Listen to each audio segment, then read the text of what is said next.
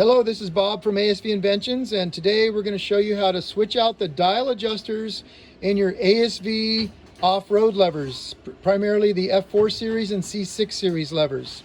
The only tool you're going to really need is a 2mm Allen wrench, and now I'm going to have Luis from production show you how it's done. So he's rolling the dial almost all the way out near the end, taking the 2mm Allen wrench and unscrewing the little set screw that's on the outside of the lever right there. And that set screw is what keeps that push shaft from going all the way out. That set screw goes into the slot that's in that set screw. He's got the screw out now, and then he's opening up the lever and he's turning the dial to allow the rod to come out. And keep in mind, front brakes use a reverse thread, so it's counterclockwise, and clutches use a regular thread that is clockwise. And then keep in mind too that inside where that dial is, there's the rod he's pulling out. Where the dial is, there's a little spring and a bearing that's in the lever. We'll go kind of close up here, and you can see the bearing just fell out. There's also a little spring in that hole, just to show you. There's the little spring. Make sure you don't lose those. If for some reason you do, don't hesitate to call ASV Tech Support or email us, and we'll get you the parts you need to finish the job here. So next up, he's going to take apart the clutch lever. So the brakes and the clutch is a little bit different. That was a brake where the set screw is actually in a little hole right here on the outside. The clutch levers, the little set screw is inside the channel down in there. So we're going to show you how he does that one as well.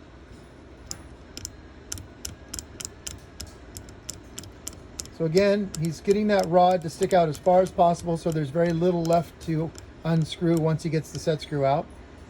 Grabbing the 2mm Allen and then removing it from inside the channel. And a fairly long Allen is desirable, but you can still use a short one.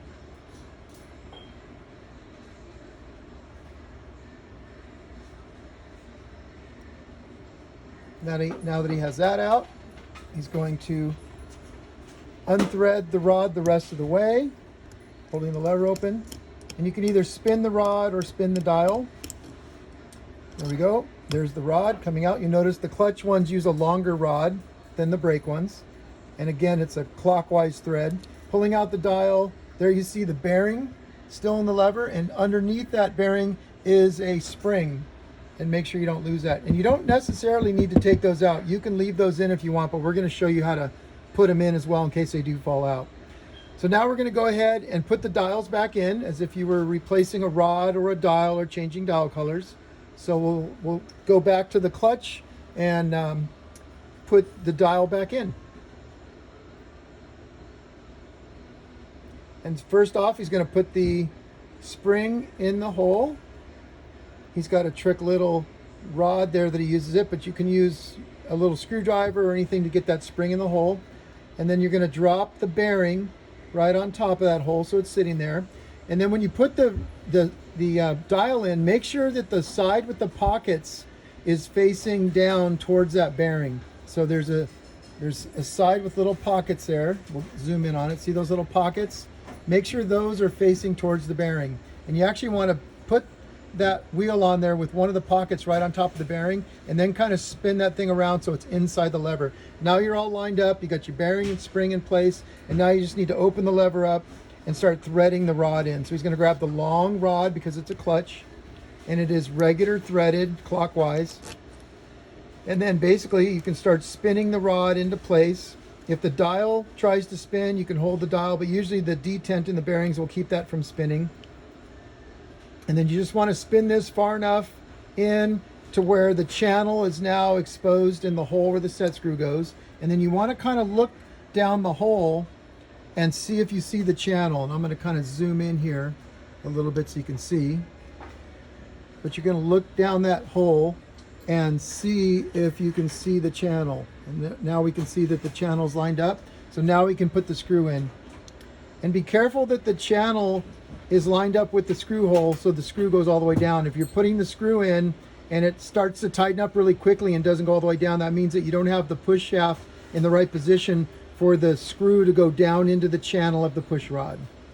And again, the channel is this little piece right here. This is the one on the short one. There's a channel in that push rod that screw goes down into. So now we're going to put the screw back in. Oh, and we do want to put some Loctite on that screw. So make sure you put some Loctite on the screw before you put it back together. We have some here on the bench. Blue Loctite is fine. We just don't want that screw to come out. And then tighten it down. And be sure not to over tighten this screw. The Loctite will keep it in there. You don't need to go too tight because it's a very tiny screw. It's like an M3, very fine screw, and it doesn't take much force to strip it out. So be very careful not to over tighten it. Once you get it down, seat it in, and you can tell this one's going in the right way because it's threading all the way in, which means the screw is sticking through the lever into that channel on the push shaft. And there you go. And again, don't over tighten it. More important to do that so you don't strip it out. And now the rod's going to stay put and only slide in and out without spinning. And there you go. That is replacing the dial and the push rod on a clutch lever. And now we're going to move over to the brake lever. Brake lever is pretty much the same thing, just that the final screw is in a different place.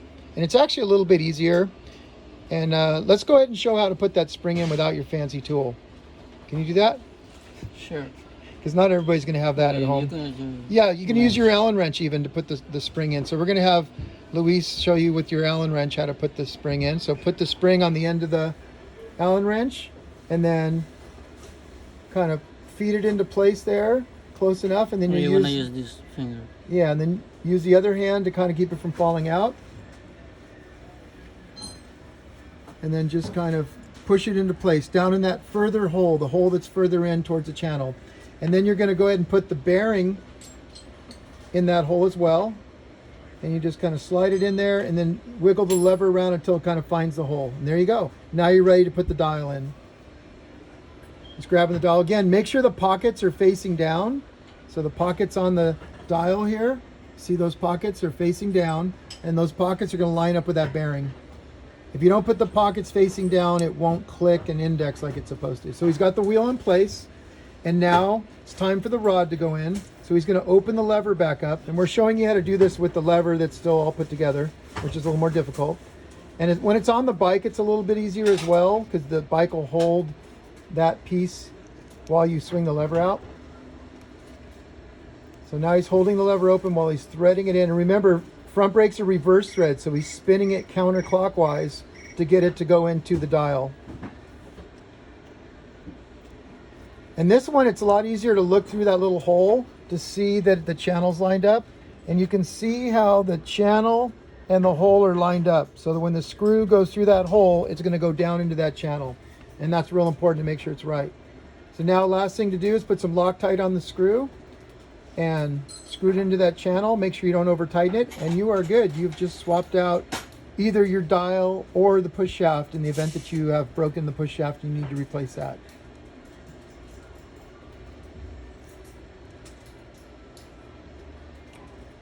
And that is it. That is how you replace the reach adjust dials on your ASV dirt bike levers. And if you are in need of any additional help, don't hesitate to call us at 714-861-1400, and tech support is extension 123, or you're always welcome to email us at techsupport@asvinventions.com. And there you go, dial adjusters taken apart and installed.